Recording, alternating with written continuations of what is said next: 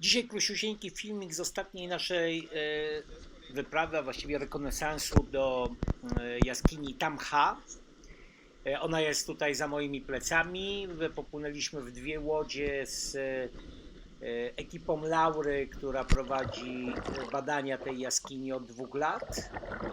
No niestety była niesprzyjająca pogoda, mocno wiało, była bardzo zmącona woda, więc z tym nie były to komfortowe warunki, ale udało nam się w 4-osobowym zespole zorganizowanym przez Javiera, Luisa, jego syna Alexa i moim zanurzyć maksymalnie do 90 metrów. Javier był na 90 metrach, ja byłem płyciej, bo tylko rozglądałem się nad przyszłą wyprawą.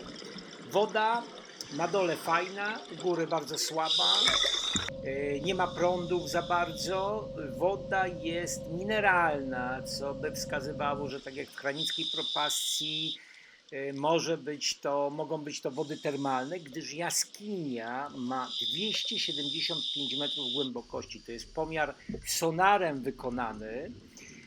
W związku z tym nie znaczy, że nie jest głębiej i na tym będzie właśnie polegał nasz projekt, który zaczynamy w najbliższą niedzielę, próbując zanurzyć się do głębokości 250 metrów.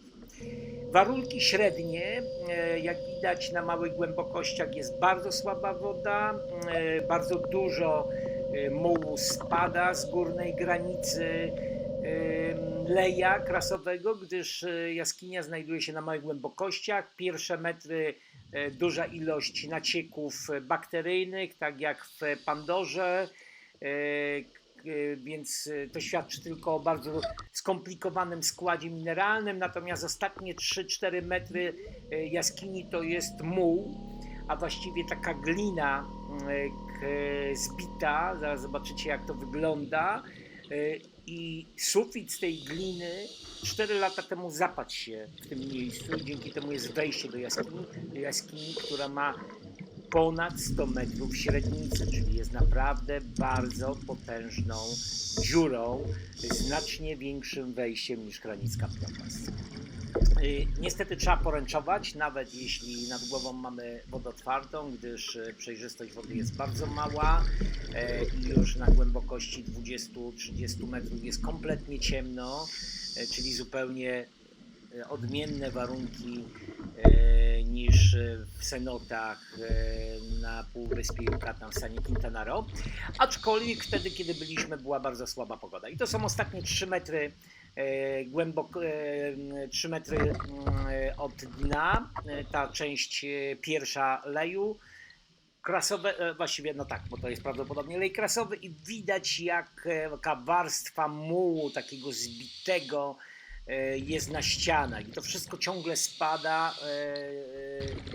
Spowodowane jest to, już jest właśnie dno 9 metrów dna zatoki, przesuwane prądami, które powstają od wiatru i to wszystko spada na dół. Zresztą ten sufit, który się 4 lata temu zapadł, to cały taki krążek głębokości 100 metrów spadł na dół i możliwe, że mnóstwo części jaskini zamulił i nie da się tam przedostać. No ale to zobaczymy niebawem. Od 8 metrów do powierzchni to już jest zupełnie mątna woda, zwłaszcza kiedy wieje, a wieje tam non-stop, powyżej 10 węzłów, w związku z tym dopłynięcie do jaskini jest kłopotliwe, wykonanie tych ostatnich metrów dekompresji jest mało komfortowe, bo zupełnie praktycznie zerowej widoczności, nawet podejrzewam nie da się czytać książek. W takiej przejrzystości jest przez moment troszeczkę lepszej wody, to jest jakieś 3 metry i potem znowu na samej powierzchni, ostatnich metrach jest znowu kiepsko. Luis, który z Javierem byli dość głęboko, wzięli butlę, woda jak widzicie ciepła jest, można używać pianek, aczkolwiek nie przy głębokich nurkowaniach. Nasz rekonesans był tylko i wyłącznie po to, żebyśmy zobaczyli jakie są warunki do wykonywania głębokiej eksploracji. Luis trochę oczywiście przesadził z krótką pianką, bo woda ma 24 stopnie, więc zmarzł. Nie jest aż tak ciepło i jest chłodniejsza dużo woda niż w morzu tutaj na naszym wybrzeżu. Jaki plan na najbliższe nurkowanie? To jest Javier, kierownik naszej wyprawy. Naszym planem jest w niedzielę zanurkować 200-250 metrów, rozejrzeć się, czy ściany się przewieszają, czy jaskinia nie skręca w którąś stronę, co by znaczyło, że ta dolna część może być tam nie zagruzowana i schodzić znacznie głębiej niż 270 metrów. Na powierzchni tak trochę wiecznie, bardziej pogoda była kajtowa niż nurkowa, bardzo ciężko było dopłynąć na tą pozycję pod wiatr, łódki są małe, fala jest krótka i stroma, w związku z tym bardzo mocno rzucało sprzętem naszym na pokładzie, łatwo uszkodzić te repridery, także to jest trochę kłopot, zwłaszcza, że tam wieje permanentnie, praktycznie, że rzadko można trafić bezwieczną pogodę, zwłaszcza w tym okresie zimowym, kiedy ja tutaj w Meksyku urzęduję. Zaleta tylko, że jest ciepła woda i nie ma zbyt dużych prądów wynikających z tego, że to jest zatoka i jakoś te prądy się nie wytwarzają. Laura, kierowniczka tej ekspedycji, ona prowadzi całą grupę naukową, która zrobiła bardzo fajne opracowanie naukowe tej jaskini, a my jako zespół nurkowy uzupełniamy jej badania po to, żeby, no bo ona nie jest w stanie zobaczyć tego, co my możemy zobaczyć jako nurkowie. Jaskinia znajduje się około 5 km od brzegu, więc stosunkowo niedaleko, natomiast najbliższy porcik, z którego możemy wypłynąć, to jest jakieś 15 km, więc jest ponad godzinę płynięcia, zwłaszcza, że jak płyniemy pod falę, to nie możemy płynąć na pełnej prędkości. No już powrotna droga z wiatrem jest dużo przyjemniejsza, ale też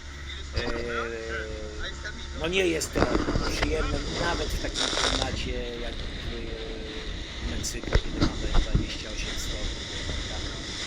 Klaszcząca nas woda po twarzy chłodzi nas, dość mocno nas chłodzi. Także to już wracamy do portu. Tą samą łódkę wynajęliśmy teraz na niedzielne i poniedziałkowe nurkowanie, w związku z tym trzymajcie za nas kciuki. Mam nadzieję, że wszystko pójdzie fajnie. Ja już od miesiąca przygotowuję się do tego nurkowania. Przygotowuję repridery. Oczywiście wszystko będzie na podwójnym repriderze ze skuterem, który pozwoli mi tam obejrzeć dolną część jaskini. Pamiętajcie, że tutaj ma ponad 100 metrów średnicy i może być to najgłębsza jaskinia na świecie. Trzymajmy za to kciuki.